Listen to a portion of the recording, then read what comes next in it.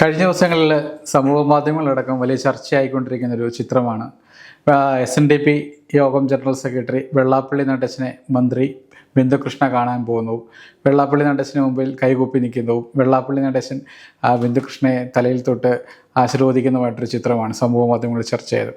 അതിൽ ചർച്ചയായി എന്ന് പറയുന്നത് എന്തുകൊണ്ടെന്ന് ചോദിച്ചാൽ, ഈ വെള്ളാപ്പള്ളി നടേശനുമായിട്ട് ബന്ധപ്പെട്ട് ഈ കഴിഞ്ഞ സമീപകാലങ്ങളിൽ ഇലക്ഷന് മുമ്പും അതിനുശേഷവും നടന്ന കുറേ വിവാദങ്ങളുണ്ട്. അദ്ദേഹവുമായിട്ട് ബന്ധപ്പെട്ട് അദ്ദേഹത്തിൻ്റെ ഒരു പരാമർശങ്ങളാണ് പല ഘട്ടങ്ങളിലും വിവാദത്തിലെത്തിയത്. ആ ഒരു പല വിവാദങ്ങളും UDF തെരഞ്ഞെടുപ്പ് സമയത്ത് നന്നായിട്ട് ഉപയോഗിച്ചിട്ടുണ്ട്. അത് അവർ ആയുധമാക്കിയിട്ടുണ്ട്. തെരഞ്ഞെടുപ്പിൻ്റെ പ്രചാരണങ്ങളിൽ വെള്ളാപ്പള്ളി നടേശനെതിരെ ഒരു നേർക്കുനേർ നിന്ന് VD സതീശൻ വെള്ളാപ്പള്ളി നടേശനെ വിമർശിക്കുന്നൊരു സാഹചര്യം ഉണ്ടായിരുന്നു. അദ്ദേഹത്തിൻ്റെ വെള്ളാപ്പള്ളി നടേശൻ നടത്തിയ വിദ്വേഷ പ്രചാരണങ്ങൾ അല്ലെങ്കിൽ അദ്ദേഹത്തിൻ്റെ വായിൽ നിന്ന് വരുന്ന വാക്കുകൾ തന്നെയായിരുന്നു ഈ കടുത്ത എതിർപ്പിന് കാരണമായത്. UDFൻ്റെ ഭാഗത്തു നിന്നും കോൺഗ്രസിൻ്റെ ഭാഗത്തു നിന്നുള്ള എതിർപ്പിന് കാരണമായത്. അതിനുശേഷമാണ് ഇലക്ഷൻ റിസൾട്ട് വന്ന് അതിനുശേഷം ബിന്ദുകൃഷ്ണ മന്ത്രിയാകുന്നു. അങ്ങനെ ഒരു സാഹചര്യത്തിൽ ഇത്രയും വിദ്വേഷ പ്രചാരണങ്ങൾ അല്ലെങ്കിൽ വിദ്വേഷ പരാമർശങ്ങളൊക്കെ നടത്തിയൊരു വ്യക്തിയെ ബിന്ദുകൃഷ്ണ കാണാൻ പോകുന്നു. അവിടെ കൈകൂപ്പി നിൽക്കുന്നു, മുന്നിൽ പോയി കൈകൂപ്പി നിൽക്കുന്നു, അതുപോലെ തന്നെ അനുഗ്രഹം വാങ്ങുന്നു. ഈ ചിത്രമാണ് ഇപ്പോൾ അത് വിവാദത്തിന് കാരണമായത്. കാരണം എന്തോന്ന് വെച്ചാൽ, ഞാനിപ്പോൾ പറഞ്ഞ തന്നെ കുറച്ച് നാൾ മുമ്പ് വരെ, അതായത് ഇലക്ഷന് മുമ്പ് വരെ അല്ലെങ്കിൽ ഇലക്ഷൻ്റെ സമയത്ത് വരെ ഭയങ്കര വർഗീയമായിട്ട് സംസാരിക്കുക അല്ലെങ്കിൽ വിവാദ പരാമർശങ്ങൾ നടത്തുക, അതിനെ ശക്തമായി എതിർത്തത് കോൺഗ്രസ്സാണ്, VD സതീശനാണ്. ആ ഒരു സാഹചര്യം ഇവിടെ നിലനിൽക്കുകയാണ് ബിന്ദുകൃഷ്ണ പോയി VD സതീശൻ്റെ ആ നിലപാടുകളെയൊക്കെ തള്ളിക്കൊണ്ടുള്ളൊരു സമീപനം പോലെ ബിന്ദുകൃഷ്ണ പോയി വെള്ളാപ്പള്ളി നടേശനെ കാണുന്നൊരു സാഹചര്യം ഉണ്ടായത്. ഈ സാഹചര്യത്തെ എങ്ങനെയാണ് ഹൃദയ കാണുന്നത്? എൻ്റെ ഒരു അഭിപ്രായത്തിൽ ഇപ്പം ഈ പറഞ്ഞ കാര്യമായിട്ട് ബന്ധമില്ലാതെ തോന്നുന്നത്. കാരണം ഇതൊരു രാഷ്ട്രീയത്തിൽ തന്നെ നമുക്ക് സൗഹൃദങ്ങൾ ഉണ്ടാവുമല്ലോ. അപ്പോൾ ഒരു സൗഹൃദ സന്ദർശനം എന്ന രീതിയിലാണ് ഞാൻ ഇതിനെ കാണുന്നത്. അതുകൊണ്ട് തന്നെ ബിന്ദുകൃഷ്ണ വെള്ളാപ്പള്ളി നടേശനെ കാണാൻ പോയതിൽ യാതൊരു തെറ്റുമില്ല. ഇത് ആദ്യമായിട്ടൊന്നുമല്ല, മുന്നേയും വെള്ളാപ്പള്ളി നടേശനെ ഇതുപോലെയുള്ള കുറേ നേതാക്കൾ പോയി കണ്ടിട്ടുണ്ട്. അപ്പോൾ അതൊരു രാഷ്ട്രീയ സൗഹൃദ സന്ദർശനമായിട്ട് മാത്രമേ ഇതിനെ കാണാൻ പറ്റുള്ളൂ. അപ്പോൾ ഹൃദയ പറഞ്ഞ സൗഹൃദ സന്ദർശനമായിരുന്നു എന്ന് പറയുന്നുണ്ട്. പക്ഷെ അതിൻ്റെ അകത്ത് തന്നെ കുറച്ച് പോരായ്മകൾ എന്ത് പറയുന്നത് വെച്ചാൽ, വെള്ളാപ്പള്ളി നടേശനെ പോയി കണ്ടു എന്നുള്ളതാണ്. അദ്ദേഹം ഒരു SNDPയുടെ ഒരു ഉന്നത പദവിയിലിരിക്കുന്ന വ്യക്തിയാണ്. അദ്ദേഹം സമീപകാലത്തായിട്ട് നടത്തിയ വർഗീയ പരാമർശങ്ങളായിക്കോട്ടെ, വിദ്വേഷ പരാമർശങ്ങളായിക്കോട്ടെ, അത് ഈ കേരള സമൂഹത്തിലുണ്ടാക്കിയ ഒരു വിള്ളൽ വലുതായിരുന്നു. അത് പല ഘട്ടങ്ങളിൽ ഇപ്പം അന്നത്തെ പ്രതിപക്ഷമായിരുന്ന VD സതീശൻ നയിച്ച പ്രതിപക്ഷം ഉയർത്തിക്കാട്ടിയിട്ടുണ്ട്. ശക്തമായിട്ട് VD സതീശൻ അതിൻ്റെ നിലപാടെടുത്തിട്ടുണ്ട്. പല കാര്യങ്ങളും ഓരോന്നായിട്ട് ചൂണ്ടിപ്പറഞ്ഞിട്ടുണ്ട്. അതുപോലെ തന്നെ നമ്മുടെ ശബരിമലയിലെ അയ്യപ്പ സംഗമത്തിനിടയിൽ മുഖ്യമന്ത്രിയുടെ കാറിൽ വെള്ളാപ്പള്ളി വന്ന് അവിടെ ചടങ്ങിന് വന്നിറങ്ങുന്നൊരു വീഡിയോ ഉണ്ടായിരുന്നു, സംഭവം ഉണ്ടായി. അതിന് ശക്തമായിട്ട് പ്രതിരോധിക്കുക, അതിനെ ശക്തമായി വിമർശിക്കുകയും ചെയ്ത പാർട്ടിയാണ് VD സതീശൻ നയിക്കുന്ന അന്നത്തെ പ്രതിപക്ഷം. അത് പല ഘട്ടങ്ങളിലും തെരഞ്ഞെടുപ്പിൽ പോലും അത് ചർച്ചാ വിഷയമായി. കാരണം വെച്ച് കഴിഞ്ഞാൽ തുടർച്ചയായിട്ട് ഈ വെള്ളാപ്പള്ളി നടേശൻ്റെ ഭാഗത്തു നിന്ന് ഇങ്ങനെയുള്ള പരാമർശങ്ങൾ ഉണ്ടാകുന്നു. അപ്പോൾ അദ്ദേഹത്തിനെതിരെ കോൺഗ്രസിൽ നിന്ന് ശക്തമായിട്ടുള്ളൊരു പ്രതിരോധം ഉണ്ടാക്കുന്നു. അദ്ദേഹം ഉന്നയിക്കുന്ന വാദങ്ങളെ തള്ളിപ്പറയുന്നൊരു നിലപാടുണ്ടാകുന്നു. അങ്ങനെയുള്ളൊരു സാഹചര്യം ശക്തമായി, അതായത് വെള്ളാപ്പള്ളിയുടെ വാക്കുകൾക്കെതിരെ, അദ്ദേഹത്തിൻ്റെ വിദ്വേഷ വാക്കുകൾക്കെതിരെ ശക്തമായ പ്രതിരോധ കോട്ടക്കെട്ടി നിൽക്കുകയായിരുന്നു ഇലക്ഷൻ്റെ സമയത്തും ഇലക്ഷന് ശേഷവും. അല്ല, നിലവിൽ ഇപ്പോഴും VD സതീശൻ്റെ നിലപാട് ഇപ്പോഴും അത് മാറിയിട്ടില്ലെങ്കിൽ ഇപ്പോഴും അതേ സ്റ്റാൻഡിൽ തന്നെയായിരിക്കും അദ്ദേഹം ഉള്ളത്. ആ ഒരു ഘട്ടത്തിലാണ് ബിന്ദുകൃഷ്ണ പോയി ഈ ഇദ്ദേഹവുമായിട്ട് കൂടിക്കാഴ്ച കാണുന്നത്. കൂടിക്കാഴ്ച നടത്തുക മാത്രമല്ല ചെയ്യുന്നത്, അവിടെ പോയി കൈ കുമ്പിട്ട് നിൽക്കുന്നു, ആശീർവാദം മേടിക്കുന്നു, ഒക്കെയാണ് ചെയ്യുന്നത്. അതൊരു അനൗചിത്യമായൊരു കൂടിക്കാഴ്ചയാണ്. കാരണം വെച്ച് കഴിഞ്ഞാൽ ഒരു കൂടിക്കാഴ്ച എന്ന് പറയാൻ പറ്റില്ല. അതോടെ ആശീർവാദം വാങ്ങുന്നു, അനുഗ്രഹം വാങ്ങുന്നു. പക്ഷെ ഒരു രീതിയിൽ വെച്ച് നോക്കുമ്പോൾ, നമ്മൾ ഈ ഒരു രാഷ്ട്രീയ കണ്ണട വെച്ച് നോക്കുമ്പോൾ നമുക്കിത് തെറ്റായിട്ട് തോന്നാം. അപ്പോൾ നേരത്തെ നടന്ന കാര്യങ്ങളും നമ്മളിതിന് വലിച്ചു കെട്ടി പറയേണ്ട യാതൊരു ആവശ്യവും ഇവിടെ വരുന്നില്ല. ഞാൻ നേരത്തെ പറഞ്ഞതുപോലെ തന്നെ ജസ്റ്റ് ഒരു സൗഹൃദ സന്ദർശനം മാത്രമാണെങ്കിൽ നമുക്ക് അങ്ങനെയും ചിന്തിച്ചൂടെ? അതായത് നേരത്തെയും ഇതുപോലെ കുറേ നേതാക്കൾ പോയി കണ്ടിട്ടുണ്ട്, അവരെ കാര്യങ്ങളൊക്കെ സംസാരിച്ചിട്ടുണ്ട്. ഒരു കോൺഗ്രസ് പ്രവർത്തക അല്ലെങ്കിൽ കോൺഗ്രസ് നേതാവ് എന്ന നിലയിലേക്ക് വരുവാണെങ്കിൽ അവിടെ മാത്രമാണ് ഈ പ്രതിപക്ഷം ഇതുപോലെ വിമർശിക്കുന്നത്. ഇപ്പോൾ ഹൃദയ പറഞ്ഞതുപോലെ തന്നെയാണ് ഒരു കാര്യമുണ്ട്. പക്ഷേ ഹൃദയ പറഞ്ഞതിൻ്റെ അതൊരു വ്യത്യസ്ത അഭിപ്രായം എന്ന് പറഞ്ഞു കഴിഞ്ഞാൽ, ഇപ്പോൾ ബിന്ദുകൃഷ്ണ ഇപ്പം വെള്ളാപ്പള്ളി നടേശനെ മാത്രമല്ല കണ്ടിട്ടുള്ളത്, ഇസ്ലാം മത നേതാക്കന്മാരെ കണ്ടിട്ടുണ്ട്, ക്രൈസ്തവ വിഭാഗത്തെ പോയി കണ്ടിട്ടുണ്ട്. അതിനുശേഷമാണ്, അതിനൊപ്പം തന്നെയാണ് വെള്ളാപ്പള്ളി നടേശനെയും കാണുന്നത്. പക്ഷെ ഇവിടുത്തെ ഒരു അനൗചിത്യം എന്ന് പറഞ്ഞു കഴിഞ്ഞാൽ ആദ്യം ചൂണ്ടിക്കാട്ടി തന്നെയാണ് വെള്ളാപ്പള്ളി നടേശൻ തുടർച്ചയായിട്ട് നടത്തുന്ന വിദ്വേഷ പരാമർശങ്ങൾ തന്നെയാണ്.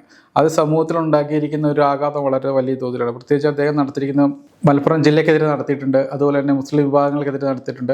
തുടർച്ചയായിട്ട് ഒന്നിന് പുറകെ ഒന്നായിട്ട് തുടർച്ചയായിട്ട് അദ്ദേഹം പ്രസ്താവന നടത്തിയിട്ടുണ്ട്.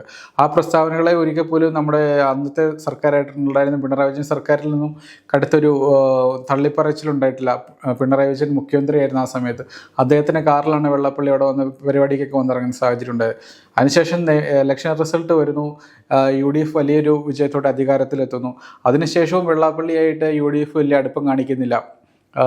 ഈ കോൺഗ്രസ് നേതാക്കളാരും തന്നെ അങ്ങ് അദ്ദേഹമായിട്ട് വെള്ളാപ്പള്ളി നടേശനായിട്ട് വലിയൊരു അടുപ്പം കാണിക്കുന്നില്ല. അങ്ങനെ ഒരു പ്രസ്താവന ഉണ്ടായില്ല. കാരണം വെച്ച് കഴിഞ്ഞാൽ ഇത്ര ദിവസവും ഇത്ര നാളും വെള്ളാപ്പള്ളിയുടെ പ്രസ്താവനകൾക്കെതിരെ നിലപാടുകൾക്കെതിരെ ശക്തമായ നിലപാടെടുത്തിരുന്നു കോൺഗ്രസ് എടുത്തിരുന്നു.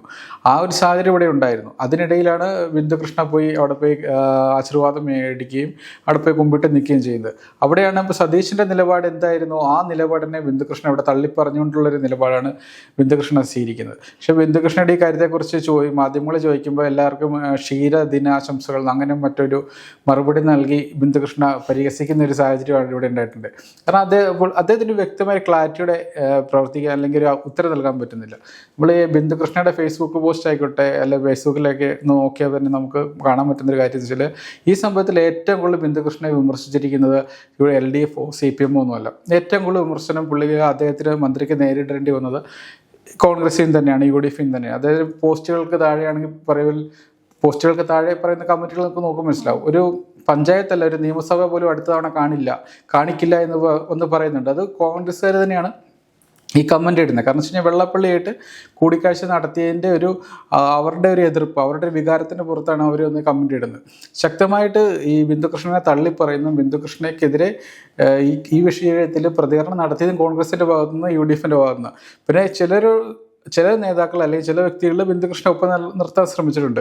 കാരണം വെച്ചാൽ ഈ ഒരു വിഷയത്തിൻ്റെ പേരിൽ ബിന്ദുകൃഷ്ണനെ തള്ളിപ്പറയേണ്ട എന്നുള്ളൊരു നിലപാടെടുക്കുന്ന ഒരു വിഭാഗം ആൾക്കാർ. പക്ഷേ ഒരു ഭൂരിപക്ഷം പേരും സ്വാഭാവികമായിട്ടും ബിന്ദുകൃഷ്ണ തള്ളിപ്പറയുന്ന സാഹചര്യം. കാരണം വെച്ച് കഴിഞ്ഞാൽ അദ്ദേഹം ഒരിക്കലും കൂടിക്കാഴ്ച നടത്താൻ പാടില്ലായിരുന്നു എന്ന് പറയുന്നുണ്ട്. കാരണം ഈ UDFിൻ്റെ നിലപാട് എന്തായിരുന്നോ, അല്ലെങ്കിൽ VD സതീശൻ ഉയർത്തിക്കേട്ട നിലപാട് എന്തായിരുന്നോ, ആ നിലപാടിലെല്ലാം ഒരു തള്ളിപ്പറഞ്ഞുകൊണ്ടുള്ള ഒരു നീക്കമാണ് ഈ ബിന്ദുകൃഷ്ണയുടെ ഭാഗത്തുനിന്നുണ്ടായത്. അപ്പോൾ സ്വാഭാവികമായിട്ട് ബിന്ദുകൃഷ്ണയ്ക്കെതിരെ കോൺഗ്രസിൽ തന്നെ ശക്തമായൊരു എതിർപ്പുണ്ടാവും.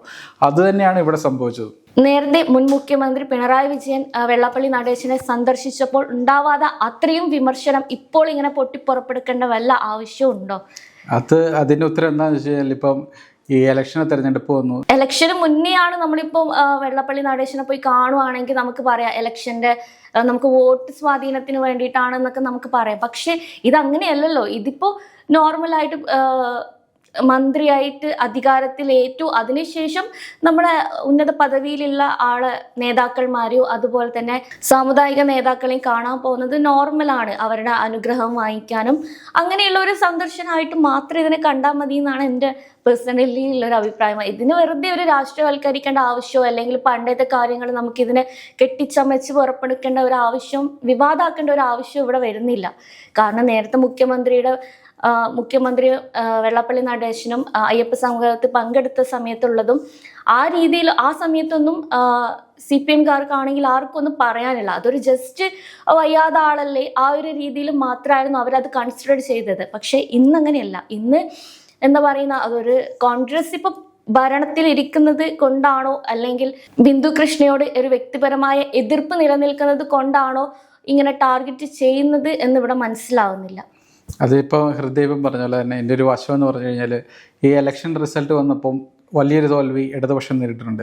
അപ്പോൾ ഇടതുപക്ഷത്തിൻ്റെ ആ ഒരു അവലോകനത്തിൽ ഏറ്റവും കൂടുതൽ ഇത്രയും വലിയൊരു തിരിച്ചടി ഉണ്ടാകാനുള്ള കാരണമായിട്ട് പറയുന്ന കാരണങ്ങളിൽ പ്രധാന കാരണങ്ങളിലൊന്നെന്ന് പറഞ്ഞാൽ വെള്ളാപ്പള്ളി നടേശൻ്റെ വർഗീയ പരാമർശങ്ങളെ ഒരിക്കലും നമ്മൾ തള്ളിപ്പറഞ്ഞിട്ടില്ല, വെള്ളാപ്പള്ളിയെ തിരുത്താൻ ശ്രമിച്ചിട്ടില്ല എന്നാണ് പാർട്ടിയുടെ പ്രാദേശിക നേതൃത്വത്തിൽ നിന്നും പോലും ഉണ്ടാകുന്ന ഒരു വികാരം.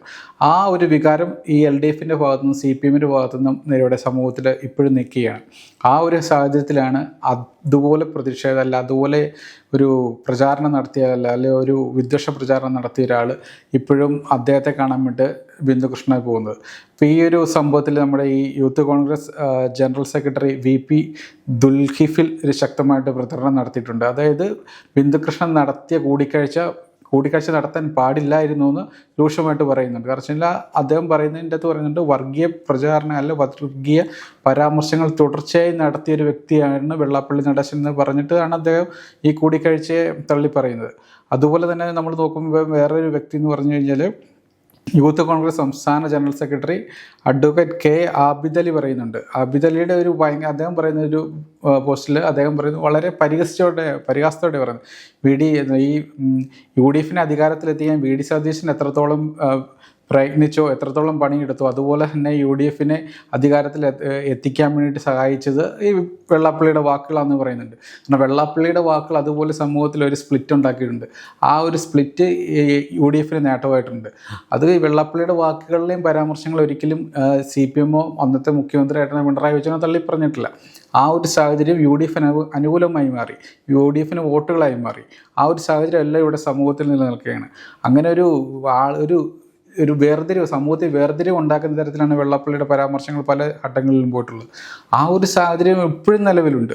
വെള്ളാപ്പള്ളി അതൊന്നും തിരുത്താൻ ഇപ്പോഴും തയ്യാറായിട്ടില്ല. പക്ഷെ വെള്ളാപ്പള്ളി അങ്ങനെ പറഞ്ഞു എന്ന് വിചാരിച്ചിട്ട് ഇങ്ങനെ വേർതിരിച്ച് നിർത്തേണ്ട ഒരു ആവശ്യമില്ലല്ലോ. ഇപ്പോൾ ഒരു സാമുദായിക നേതാവാണെങ്കിലും ഇപ്പോൾ ഒരു പൊതുപരിപാടി നടത്തുന്ന ഒരു വേദിയിൽ എല്ലാ രീതിയിലുള്ള ആൾക്കാരുണ്ടാവും. അതിപ്പോൾ രാഷ്ട്രീയപരമായിട്ട് രണ്ട് അഭിപ്രായങ്ങളുള്ള ആളുകളുണ്ടാവും, അല്ലെങ്കിൽ സാമുദായികമായിട്ട് മാറ്റങ്ങളുള്ള ആൾക്കാരൊക്കെ ഉണ്ടാവും. അപ്പോൾ അതിൽ എൻ്റെ സമുദായത്തിലെ ആൾക്കാരോട് മാത്രമേ ഞാൻ സംസാരിക്കൂ, അല്ലെങ്കിൽ എൻ്റെ രാഷ്ട്രീയത്തിലുള്ള ആളുടെ അടുത്ത് മാത്രമേ ഞാൻ സംസാരിക്കും എന്ന രീതിയിൽ നിർത്തുവാണെങ്കിൽ അവിടെയാണല്ലോ ശരിക്കുള്ള വേർതിരിവ് വരുന്നത്. ഇതിപ്പം എല്ലായിടത്തും കോമൺ ആയിട്ട് സംസാരിക്കും. ഇപ്പം എക്സാമ്പിൾ എടുക്കുകയാണെങ്കിൽ തന്നെ ഇപ്പൊ പുതിയ സർക്കാരിന്റെ സത്യപ്രതിജ്ഞ ചടങ്ങിൽ തന്നെ നമ്മൾ എടുക്കുമ്പം അതിൽ വിവിധ രാഷ്ട്രീയ തലത്തിലുള്ള ആൾക്കാരുണ്ട്, വിവിധ നേതാക്കളുണ്ട്, അങ്ങനെ ഒരുപാട് ആൾക്കാർ അവിടെ ആ വേദിയിലുണ്ടായിരുന്നു. അപ്പോൾ മറ്റ് സംസ്ഥാനങ്ങളിൽ നിന്ന് ആൾക്കാർ വരുന്നുണ്ടെങ്കിൽ, അല്ലെങ്കിൽ മറ്റൊരു നേതാവ് വരുന്നതാണെങ്കിൽ തന്നെ അതിൽ എൻ്റെ പാർട്ടിയിലെ ആളുടെ അടുത്ത് മാത്രമേ ഞാൻ സംസാരിക്കുന്നതല്ല, എല്ലാവരുടെ അടുത്ത് പോകുമ്പോൾ എന്തൊക്കെയാ ഇങ്ങനെ അവരുടെ അടുത്ത് സംസാരിച്ചിട്ടാണല്ലോ പോകുന്നത്. അവിടെ പോലും ഒരു വേർതിരിവ് കാണിക്കുന്നില്ല. അതുപോലെ തന്നെ വെള്ളാപ്പള്ളി നടേശൻ അങ്ങനെ ഒരു പറഞ്ഞിട്ടുണ്ട്, അതായത് വേർതിരിവ് ഉണ്ടാകുന്ന രീതി സംസാരിച്ചിട്ടുണ്ട് എന്ന് വിചാരിച്ചിട്ട് മാറ്റി നിർത്തേണ്ട ആവശ്യമില്ലല്ലോ. അപ്പോൾ വെള്ളാപ്പള്ളി നടേശനെ പോയി കണ്ടതിലും അങ്ങനെ പറയേണ്ട യാതൊരു ആവശ്യവും ഇവിടെ വരുന്നില്ലല്ലോ. അതിപ്പോൾ ഹൃദയ പറഞ്ഞതിൻ്റെ അകത്ത് ഇപ്പോൾ വെള്ളാപ്പള്ളി നടേശനെ പോയി ഒരു രാഷ്ട്രീയ നേതാവ് കണ്ടു എന്നുള്ളത് തെറ്റ് ആണെന്ന് നമുക്ക് പറയാൻ പറ്റില്ല, ആണെന്ന് പറയാൻ പറ്റില്ല. പക്ഷേ ഒരു രാഷ്ട്രീയ നേതാവും ഒരു മതസാമുദായിക ഒരു സംഘടനയുടെ തലപ്പത്തിരിക്കുന്ന ഒരാളും തമ്മിലുള്ള വ്യത്യാസമുണ്ട്.